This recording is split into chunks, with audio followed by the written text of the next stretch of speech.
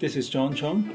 My family and I moved to UK in February 2008 as part of the Lord's move to Europe. We came from Wellington, New Zealand, and we've migrated to Cardiff, Wales, UK. We knew that we always wanted to serve. One day we will serve the Lord, drop our jobs, serve the Lord full time. There was a real burden and fellowship, a lot of fellowship concerning 12 cities in the UK. We moved to Cardiff as part of the migration to the 12 cities across the United Kingdom. I've always been in the big church life, where, and so this is the first time we migrate to a virgin land. There was no church life. With two families, we're very small and we're very desperate. So what we're encouraged to do is to cluster with other churches in the nearby locality. Before we started the work here, we felt we were very desperate for survival, for the matter of survival.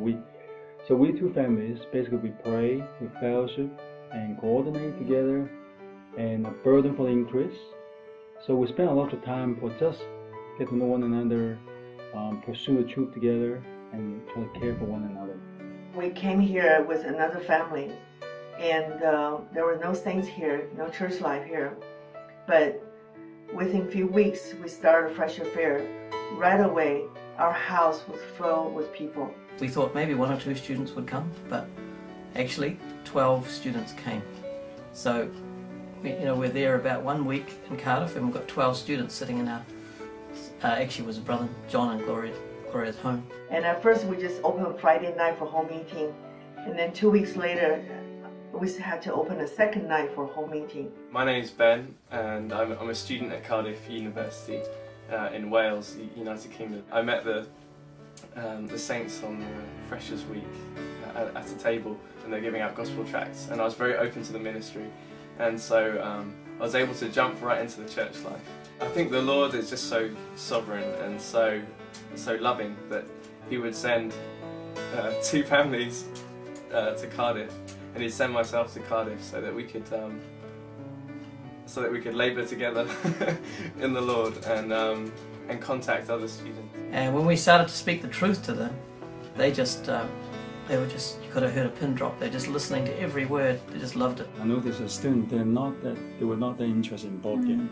Instead, they're interested in singing, releasing of the Spirit, touching the Spirit, and enjoy the Lord. We said to these students that you can be filled in Spirit by speaking to one another in psalms, hymns, and spiritual songs. So we began showing them how to speak the hymns. They started speaking to one another, and immediately, as they spoke the hymns to one another, they just got touched by the Lord. And that night after the meeting, as they walked home, they told us, they said, I felt like my battery got recharged. So they were really touched by the Spirit just by speaking the hymns. This year, the past welcome dinner, same thing. This time, actually, we add another thing. We told them, you need to say Amen. So, in the room, we had 18 new ones, including 12 unbelievers. At the beginning, we encouraged them, you can speak Amen, means yes, and then also you can speak the hymns. So as soon as those new ones open up their mouth and say Amen, and start speaking the hymns, they were just totally carried away. The whole meeting was just like church meeting. You cannot tell. It was full of new ones. They were just starting to say Amen and speaking the hymns.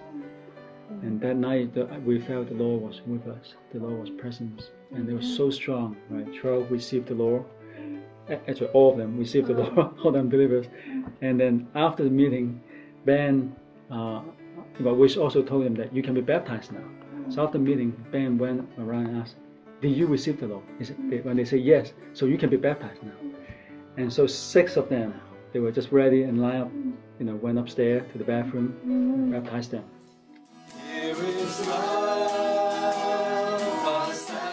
We were experimenting how to preach the gospel, in the town center, which is like downtown in US. And the town center there, we feel maybe we can do some singing, because in Wales, they have a strong culture of singing and that kind of thing.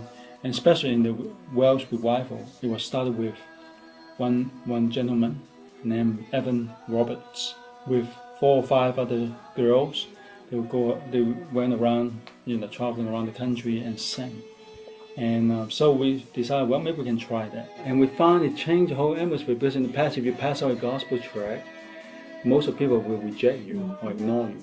But when you sing, it kind of like creating a very attractive atmosphere. Many people will just stop, listen with a smile, and and receiving something from you. Of course, it's not always the case, but most of the people become a little bit more warm, more open. So it was a very good exercise for us to go to sing. We heard about Welsh revival. Hundreds of thousands got saved and they received the Lord. But where are they today? Just back because there was no church life, no containers. So even though there was a revival, they received the Lord, there's no way they could practice a church life. So having a home here, open your house, then the students or the new ones can come and meet. Tuesday we have a prayer meeting in the evening, and then on Thursday I have the meetings with local students, and then on Friday we have a home meeting and Lord's Day meeting. But then throughout the week, almost daily, we'll have meetings on campus. We felt a real burden to contact local people and to have Bible studies with them, and so we've had a few occasions. Well, every Thursday night we have a Bible study with some local students in one of the brothers' residences at the uni. So that's been a real encouragement that we're gaining slowly, bit by bit, some more local people. The Lord has been blessing it.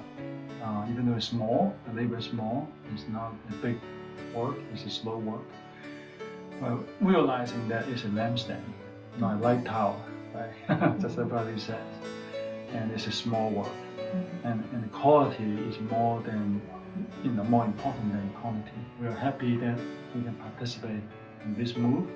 And we pray that many more families will pick up the burden to move, like GDCA, to other cities, and even look further to Europe.